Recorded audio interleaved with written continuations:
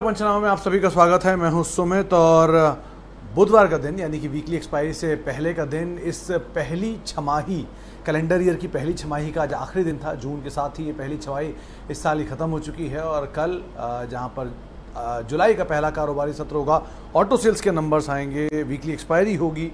इन सबसे पहले भारतीय बाज़ारों के अंदर आज एक दायरे में ही कामकाज था, लेकिन आज का जो दायरा था वो वैसे तो हरे निशान की तरफ बायस था, लेकिन सेकंड हाफ तक आते आते बिकवाली यहाँ भी बढ़ते हुए दिखाई पड़ी। 15,700 15,800 इसके बीच में निफ्टी घूमता हुआ दिखाई पड़ा। ब्रॉडर मार्केट्स ने आउट परफॉर्म किया, पावर में खरीदारी थी, खासतौर से जो कैबिनेट के कुछ एक फैसलों की बातचीत है उसके बाद। टेलीकॉम में, एंसलरी में, मिड कैप आईटी जो कि आज हॉट परफॉर्मिंग था, हैप्पीएस्ट माइंड से शेयर 1000 के पार हो गया। जेंसार टेक्नोलॉजीज में आज दोबारा स्टीम आई, करीब 312 के स्तरों पे शेयर आ गया। इसके अलावा न्यूक्लियर सॉफ्टवेयर है, शेयरों में खरीदारी थी। इन्फोसिस में आज एक खरीदारी थी, नया ऑल टाइम हाई ब्रीच किया। तो ऐसे कई शेयर थे आईटी स्पेस में जहाँ पर खरीदारी देखने को मिल रही थी। Auto, ancillary, metal, packaging, construction, ये कुछ ऐसे नाम थे जहाँ पर आज खरीदारी थी। बिकवाली थी बीएफएसआई में, मीडिया में, एफएमसीजी में, अदानी ग्रुप के शेयरों में और साथ साथ डीवी स्लैब और इन्फोसिस, ये दो नए नाम जो कि अपने ऑल टाइम ट्रेजेक्ट्री को हिट करते हुए दिखाई पड़े। इसके अलावा टाटा एलेक्सी ऐसा शेयर भी जो कि 25,000 से 30,000 करोड़ के बीच में मार्केट कैप पहुंचता हुआ दिखाई पड़ रहा है। तो एक जोरदार तेजी रही इन सभी स्पेस में और mid cap IT hot product की तरह, हॉट सेलिंग प्रोडक्ट की तरह भी बढ़ता हुआ दिखाई पड़ रहा है। इसके अलावा शुगर में आज थोड़ी सी प्रॉफिट टेकिंग थी, लेकिन आज पावर फ्लेवर में था जहां पर रिफॉर्म से चलते खरीदारी बनते हुए दिखाई पड़ रही थी। चलिए अब सवाल जवाब का सिलसिला शुरू करते हैं और पहले दर्शक संजय ठक्कर साहब का सवाल है वीएलएस फाइनेंस को लेकर।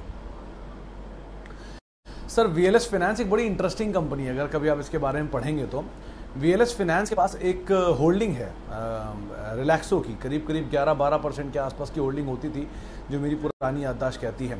उस होल्डिंग की वैल्यू के हिसाब से करीब शायद 1200 करोड़ या 1800 करोड़ के आसपास की होल्डिंग है और 600 करोड़ रुपए के आसपास की मार्केट कैप उस समय पर होती थी। यानी कि ये अपनी होल्डिंग से नीचे कामकाज करती है। बेसिकली इस कंपनी का खास काम नहीं है, काम यही है कि रिलैक्सो के शेयर जो इनके फादर ने, ओनर के फादर ने लिए हुए हैं, वही कंपनी के पास अभी तक रखे हुए हैं, वो उसी पे कंपनी का कामकाज मेजरली चलता है।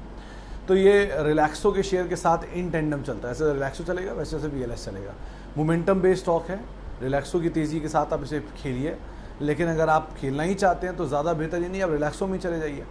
अगर आप प्ले ही करना चाहते हो तो उसमें क्यों जा रहे हैं जो होल्ड करके बैठा है, उसमें जाइए ना जो ऑलरेडी शेयर है, तो वो ज़्यादा बेहतर विकल्प है। कारोबार तो एटलीस्ट यहाँ पर कारोबार नहीं है, लेकिन यही चीज़ एक इसमें प्ले करती है। तो बड़ा ध्यान से टैक्टिकली मोमेंटम को प्ले करिएगा और ये सबसे बड़ा ट्रिगर है जिसके आधार पर शेयर चलता है। अच्छा, आगे बढ़ते हैं और टाटा स्टील, शैलेंद्र तिवारी साहब, टाटा स्टील पे वैसे तो ब्रोकरेज हाउसेस पॉजिटिव हैं, 1500 के आसपास तक के टारगेट्स भी आते हुए दिखाई पड़ रहे हैं, 1700 के भी टारगेट्स आदर मैंने देखे हैं कई हाउसेस में। लेकिन मेटल साइकिल में एक तेज़ी के बाद थम रहा है थोड़ा सा, फिर दोबारा लोअर लेवल से सेलेक्टिव स्टॉक चल रहे हैं। मिसाल के तौर पे नाल्को चला, एनएमडीसी चला, आप बने रह सकते हैं। फिलहाल तो कंपनी तो बुरी है ही नहीं, ऑब्वियस सी बात है, लेकिन थोड़ा समय आपको देना होगा। एक बड़े लंबे अंतराल के बाद अभी थोड़ा मूव किया और मूव करने के बाद थोड़ा स्टेबल हो रहा है, तो थोड़ा सा आप टाइम दीजिए और उसके अकॉर्डिंग यहाँ पर अपनी कॉल ले सकते हैं। अच्छा, एफएल इंडिया, पटेल साहब आज एफएल इंडिया को लेकर हाँ लगातार बिकवाली जारी है। ये चीज़ तो मैं कई बार देख चुका हूँ कि एफएल इंडिया में लगातार सेल ऑफ हो रहा है, नंबर्स के बाद से ही प्रेशर है, बट ऐसे समझिए कि बड़ी तेज़ी के बाद ही ईज आउट हो रहा है। बाज़ार में ऐसा कोई खबर इसको लेकर तो है नहीं, कोई भी इक्विटी मार्केट में नहीं आई है, कोई साइन ऑफ कंसर्न तो फिलहाल नहीं दिख रहा है। तो एटलीस्ट अगर बड़ी तेज़ी के बाद कूल ऑफ हो रहा है तो आप ज़रूर बने रहिए, लेकिन नंबर्स को खंगालते रहिएगा। वैल्यूएशन महंगा था तो ऑब्वियसली थोड़ा हल्का हो रहा है, लेकिन अगर नंबर्स में खराबी दिखती है तो बात अलग है। लेकिन फिलहाल के लिए ऐसा कुछ भी नहीं दिख रहा, ना कोई होल्डिंग भी की, ना किसी इन्वेस्टमेंट, बड़े इन्वेस्टर ने कंपनी से एग्जिट किया, ना कोई सिचुएशन में फेरबदल हुआ। तो अभी के लिए तो एटलीस्ट आप बने ही रह सकते हैं। अच्छा, आगे बढ़ते हैं और best EV stock for 10 years. Shivkan साहब, ईवी के लिए अगर आप देखना चाहते हैं तो ट्यूब इन्वेस्टमेंट एक अच्छी कंपनी हो सकती है। ट्यूब इन्वेस्टमेंट को लेने की वजह बता देता हूँ। वैसे तो ईवी स्पेस के अंदर आपको टाटा केमिकल जैसी कंपनी, टाटा पावर जैसी कंपनियां भी ठीक ठाक दिखाई पड़ेंगी, लेकिन ट्यूब इन्वेस्टमेंट को पर्टिकुलरली से चुना एक तो मरुगप्पा ग्रुप की कंपनी है। हरकुलिस साइकिल्स जो आप देखते हैं वो ये कंपनी बनाती है और ईवी कारोबार के अंदर भी ये साइकिल्स अपनी ला सकती हैं, जिसके लिए जो सीजी पावर है वो शायद इंजन्स प्रोवाइड करे, ऐसी भी कुछ खबरें हैं लगातार।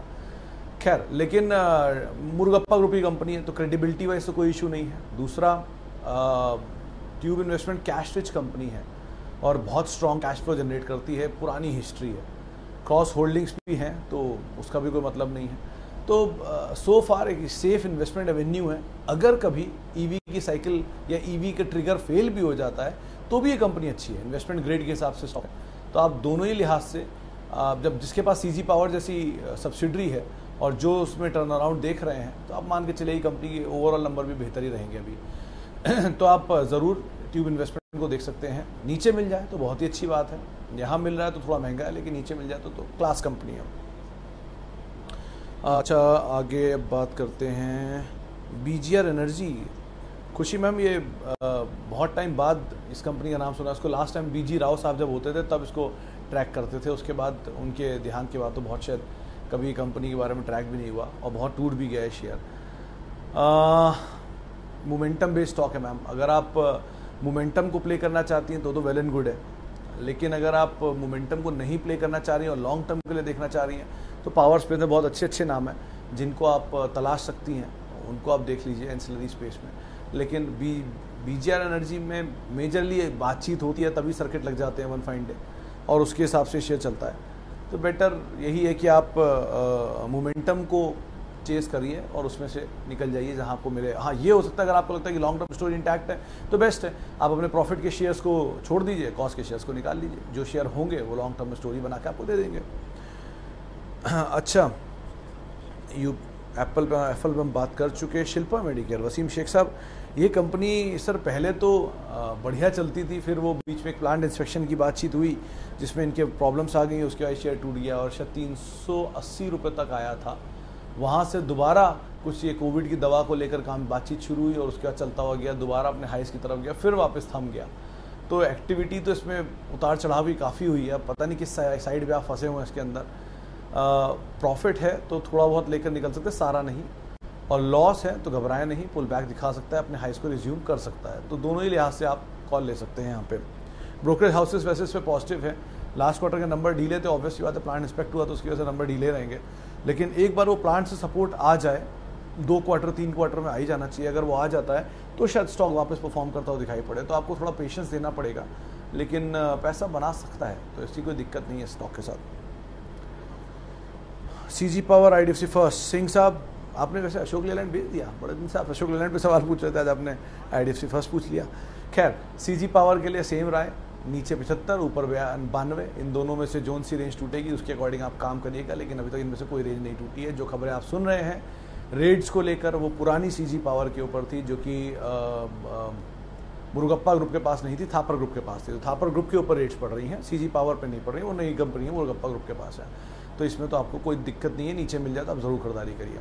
अच्छा, आईडीएफसी फर्स्ट बैंक, हाँ ये थोड़ा सा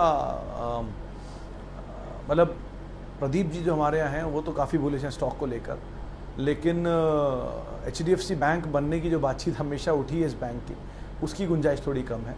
बैंक इतना ख़राब नहीं है, बट एक्सपेक्टेशन बहुत ज़्यादा है और इक्विटी फ्लोट मार्केट में बहुत ज़्यादा है, इसलिए विषय थोड़ा धीरे चलता है। लेकिन हाँ, 65, 75, 85 की रेंज में कहीं मिल जाए तो आप थोड़ा बहुत निकल के वेट करें, नीचे मिल जाए तो आप खरीदारी करें। 27, 28 की रेंज में जो लास्ट टाइम आया था वहाँ पर 30, 35 में भी आप खरीदारी कर सकते हैं। इसी रेंज में यहाँ पर ही प्ले करना होगा, लेकिन ये बहुत स्लो मूवर है, इससे बेटर आप कोई फास्ट मूवर स्टॉक्स के अंदर भी जा सकते हैं। आंध्रा शुगर पे सुनीता जी, आंध्रा शुगर क्या पूरे शुगर स्पेस में एक ही ट्रेंड होता है कि हमेशा साइक्लिकल मूव होते हैं। ये बड़ी साइकिल थोड़ा और ऊपर तक चला आया है, आमतौर पे जो पुराने हाइज हैं उनको तोड़ता है, फिर भी इस मतलब मैं धामपुर के संदर्भ में बात कर रहा हूँ कि वो सबसे ज़्यादा क्लोजली ट्रैक्ड स्टॉक है मेरी तरफ से। मैंने उसको 60 रुपये नीचे या 30 रुपये या 24 रुपये 25 रुपये की रेंज में वो नीचे आता है और हर 4-5 साल में घूम घाम के वापस ऊपर 350 रुपये के आसपास आता है, और हर बारी कुछ ऐसी स्टोरीज ही चलती हैं। या आप पुरानी गूगल करके इनके चार्ट्स भी देख सकते हैं, उससे भी आपको क्लियर हो जाएगा। आपकी बारी एथेनॉल की स्टोरी काफ़ी इंटैक्ट होकर आई है, इसलिए शायद थोड़ा नया हाई बना रहा है, बट थोड़ा स्केप्टिकल होकर रहिएगा क्योंकि बहुत ज़्यादा तेज़ी और बहुत समय में, कम समय में आई है और स्टोरी बहुत वाइडली स्प्रेड है। तो हो सकता है ऊपर से कुछ शेयर छूटते हुए दिखाई पड़े, तो थोड़ा कॉशियस रहिएगा स्पेस में। साइक्लिकल मूव वाले स्टॉक हैं और साइकिल के किस हिस्से में आप फंसती हैं इस पर बहुत कुछ डिपेंड करता है। कुछ लोगों के बाद धामपुर 30 रुपये से है, 60 रुपये से है, तो उनको फ़र्क नहीं पड़ेगा अगर ये यहाँ से आधा भी हो जाएगा तो। लेकिन कुछ लोगों के बाद 340 रुपये से है, अगर वो वहाँ से 20% रुपये या 30 रुपये भी गिर गया तो उनको बहुत फ़र्क पड़ेगा। तो आप ध्यान से साइकिल के किस हिस्से में उसके हिसाब से ट्रेड करिएगा। अच्छा, आगे बढ़ते हैं और रिलायंस पावर, कब से तब रिलायंस पावर बेच दें क्या? डिपेंड करता है आपने खरीदारी किस भाव पे की है। अगर आपके पास अच्छी क्वांटिटी है, क्योंकि आमतौर पे क्या होता है 3 रुपये 4 रुपये 5 रुपये में लोगों ने बहुत सारी बड़ी बड़ी क्वांटिटी ले ली थी। अगर आपके पास उस तरह की क्वांटिटी है तो बहुत सिंपल है, क्वांटिटी से कॉस्ट निकाल लीजिए, कॉस्ट नहीं निकाल पाते तो आधी कॉस्ट निकाल लीजिए, बची कॉस्ट को आप छोड़ दीजिए, प्रॉफिट को छोड़ दीजिए। अब वो शेयर जो हैं वो फ्री के हैं, वो जहाँ तक भी जाएँ ऊपर नीचे क्या फ़र्क पड़ता है। 3 रुपये का वर्स्ट तो आप देख ही चुके हैं, तो इससे वर्स्ट आप क्या देखेंगे अब? ठीक है, नंबर ठीक हो रहे हैं, बने रहिए, कोई दिक्कत नहीं है। अगर नंबर ख़राब होते हैं आगे आने वाले क्वार्टर में तब देखा जाएगा, लेकिन फ़िलहाल नंबर्स तो सपोर्टिव ही हैं। वैसे तो इस समय सारे ही जो कमज़ोर स्टॉक थे, Suzlon, Vodafone, Yes Bank, Jain Irrigation, Reliance Power, इन सब के ही नंबर्स में इंप्रूवमेंट आ रहा है, तो कुछ भी कहना मुश्किल है। लेकिन हाँ, फिलहाल के लिए एटलीस्ट आप बने रहिए, और अगर आपको ज़्यादा रिस्क लग रहा है तो एटलीस्ट आप कॉस्ट तो निकाल ही लीजिए, प्रॉफिट के शेयर के साथ आप बने रह सकते हैं। अच्छा, सुमित साहब का सवाल है, इंडस टावर 244 पे 100 शेयर लिए हैं सर। अगर आपने आज ही खरीदारी की तो कुछ भी कहना मुश्किल है, क्योंकि अभी तो ये माहौल मोमेंटम आज सडनली इसमें आया था। तो आमतौर पर ये आउट ऑफ साइट स्टॉक रहता है, फंडामेंटल के हिसाब से थोड़ी कॉस्ट इनकी बढ़ेगी क्रूड की वजह से। इनकी पूरी कॉस्ट करीब करीब 38 से 40% हिस्सा डीजल कंपोज करता है, और डीजल के प्राइसेस बहुत भाग गए, तो इनकी इनपुट कॉस्ट बढ़नी चाहिए फंडामेंटल ग्राउंड पे। अब डिपेंड करता है आपका टाइम फ्रेम क्या है। मोमेंटम बेच है तो आप मोमेंटम को ट्रेड करिए और उसके अकॉर्डिंग यहाँ पे कॉल लीजिए। आगे बढ़ते हैं और टीआरएफ, अल्पेश पटेल साहब, टीआरएफ को लेकर आज कुछ ब्रोकरेज में बात तो हो रही थी, वो तो यहाँ पे तेज़ी कह रहे थे कि हाँ और देखने को मिल सकती है। बट हैविंग सेड दैट, अगर आप लेना चाहते हैं तो थोड़ी थोड़ी क्वांटिटी में देखिएगा, यानी आउट ऑफ 100 आप 25% यहाँ ले लीजिए, 25 नीचे और उसके 25 या 50 और नीचे आप कहीं तलाशिएगा, तो थोड़ा थोड़ा स्टैगर वे में लीजिए। बहुत भाग गया तो बात अलग ही है, लेकिन अगर थोड़ा थोड़ा करके लेंगे तो उसमें रिस्क एटलीस्ट आपका कंट्रोल रहेगा। इस समय कैपिटल प्रोटेक्शन सबसे बड़ी चीज़ है। रिटर्न तो आ ही जाएगा, बाजार इतना भागा है, नीचे आएगा फिर दोबारा भागेगा, लेकिन कैपिटल प्रोटेक्शन सबसे ज़रूरी है कि जब वो नीचे आए तो आपके पास कैपिटल होना चाहिए दोबारा लगाने के लिए, तो एटलीस्ट उसका ध्यान रखिए। अभी Vaibhav Global sir avoid, Amit Kumar साहब, एक्सपोर्ट में जेम्स एंड ज्वेलरी एक्सपोर्ट के अंदर एक कंपनी और बहुत बेइंतहा भागा है, मतलब इतनी बड़ी तेज़ी भागी आई है, और इतनी बड़ी तेज़ी कारोबार से भी तेज़ है और नंबर सेक्टर से भी ज़्यादा आउट परफॉर्मेंस है। तो इतनी बड़ी तेज़ी के बाद थोड़ा ईज आउट होना बनता है, तो हो सकता है कूल ऑफ हो, इसलिए अवॉइड कर सकते हैं। प्रॉफिट है तो ऑब्वियसली बात है आप थोड़ा सा लेकर ज़रूर निकलिए यहाँ से। और तानला प्लेटफॉर्म में भी वही एक ही तरफा चाल आई थी, आपने देखा ही होगा, सर्किट में सर्किट लगाता हुआ गया था। अब डिपेंड करता है आपने दोनों में ऊपर खरीदा है या नीचे खरीदा है, लेकिन अगर आपने नीचे खरीदा है तो दोनों में प्रॉफिट लेकर निकल सकते हैं। वेट कर लीजिए, नीचे फिर मिल जाएंगे, नहीं आप लॉस में हैं तो आपके पास बने रहने के अलावा विकल्प आप मेरे कहने से बेचेंगे तो है नहीं, तो बेटर यही है कि आप अकॉर्डिंगली यहाँ पर कॉल लीजिए दोनों में से। अच्छा, ONGC, हाँ प्रिंस नारंग साहब, ONGC पे वैसे तो ब्रोकरेज हाउसेस पॉजिटिव हैं। 170 रुपये का टारगेट हाल में एक ब्रोकरेज हाउस ने दिया भी था, उसको हमने बिग ब्रोकरेज भी बनाया था उस दिन। लेकिन आप ऐसे समझिए, क्रूड में जब तेज़ी होती है तो शायद $1 की तेज़ी से इनके प्रॉफिट में 50 बेसिस पॉइंट का इजाफा होता है इनके EPS में, तो बड़ा इफेक्ट आता है इनके ऊपर। इन्होंने लास्ट क्वार्टर के जो नंबर दिए थे वो $51 पर बैरल के आसपास जब क्रूड था तब अपना प्रॉफिट को आधार मानकर दिया था। अब $76 पर बैरल है क्रूड, तो आप खुद ही अंदाज़ा लगाइए अगले क्वार्टर के नंबर अगर वापस घूम के नीचे 51 नहीं आता तो अच्छे ही रहेंगे। एक तो ONGC वैसे कंपनी अच्छी है, एसेट वाइज तो ऑब्वियसली बात है, देश की मानी जानी कंपनी है, नवरत्न है, लेकिन क्रूड के दाम पे सब कुछ डिपेंड करता है, और क्रूड के दाम फिलहाल ठीक ठाक ही दिखाई पड़ रहा है। तेजी अगर यहाँ सस्टेन भी कर गए तो भी इनके नंबर अच्छे आएंगे, तो आप थोड़ा टाइम दीजिए, बने रहिए, पैसा बन सकता है यहाँ पर अभी भी, और बहुत दूर नहीं रह गए नंबर। 2 हफ्ते बाद से Q1 के नंबर शुरू हो जाएंगे, तो आप अकॉर्डिंगली वहाँ पर भी कॉल ले सकते हैं।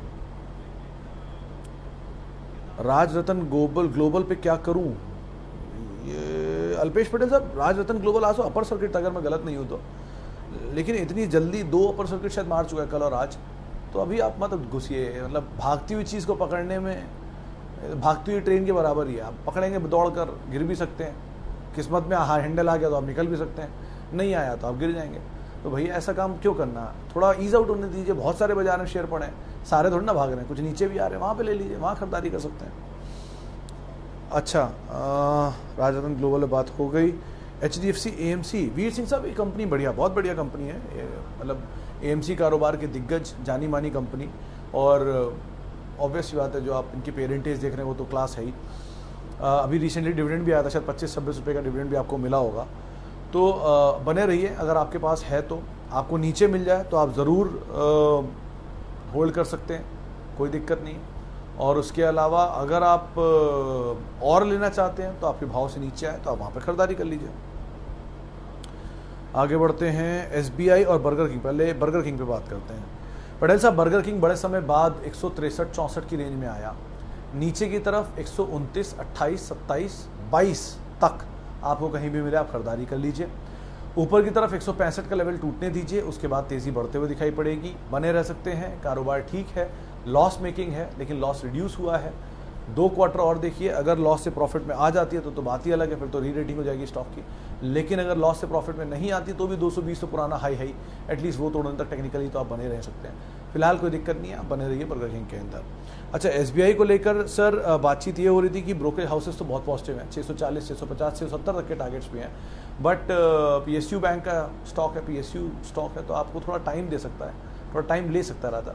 लेकिन बैंक में प्रॉब्लम नहीं है, ऑब्वियसली बात है, देश का सबसे बड़ा बैंक है, आप फंडामेंटली तो इसको होल्ड कर सकते हैं। लेकिन हाँ, लॉन्गर टाइम या फिर मीडियम टर्म में थोड़े टेल विंड हेड चलते रहते हैं सेक्टर के अंदर, तो अकॉर्डिंगली आपको कॉल लेनी होगी। अच्छा, 1 साल के लिए कोई बेस्ट स्टॉक?